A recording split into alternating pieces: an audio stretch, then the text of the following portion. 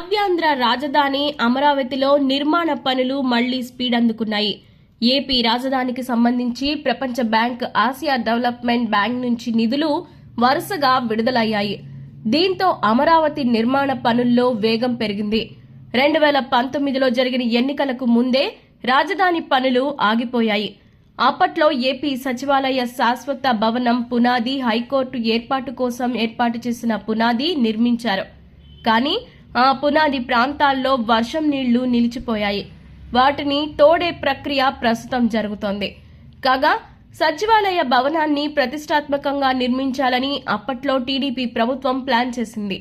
40 నుంచి 50 అంతస్తులు ఉండే విధంగా ఏర్పాట్లు చేసింది.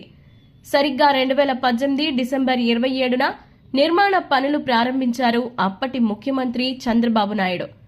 ఈ క్రమంలో బాగా ఎత్తైన 2 టవర్లు ఏర్పాటు చేయాలని అప్పుడు పనులు ప్రారంభించారు. తర్వాత జరిగిన రాజకీయ పరిణామాలతో రాజధాని పనులు ఆగిపోయాయి. మళ్లీ ఇప్పుడు సరిగ్గా ఇదే టైంకు పనులు ప్రారంభమవుతున్నాయి. శాశ్వత నిర్మాణాల కోసం వేసిన పునాదిలో ప్రస్తుతం నీళ్లు చేరాయి. ఈ క్రమంలో భాగంగా ప్రభుత్వం దీనిపై నిపుణులతో అధ్యయనం చేయించింది.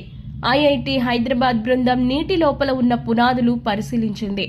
పునాదులకు ఎలాంటి డోకా లేదని, పనులు చేసుకోవచ్చని ఈ టీం సూచించింది. దీంతో ట్రాక్టర్ల ఇంజన్లకు భారీ మోటార్లు అమర్చి ఈ నీటిని తోడే కార్యక్రమం జరుగుతోంది. కాగా రాజధాని పనులకి ప్రస్తుతం టెండర్ల ప్రక్రియ కూడా మొదలవుతుంది. సిఆర్డీఏ అథారిటీ కూడా తరచుగా సీఎం చంద్రబాబు, మంత్రి నారాయణ ఆధ్వర్యంలో సమావేశాలు జరుపుతోంది. రాజధాని పనులకు ఆమోదం కూడా తెలుపుతుంది సిఆర్డీఏ అథారిటీ. ఇదే గనుక కంటిన్యూ అయితే వచ్చే నెల మొదటి వారంలోనే టెండర్లు పిలిచే అవకాశం కూడా కనిపిస్తోంది.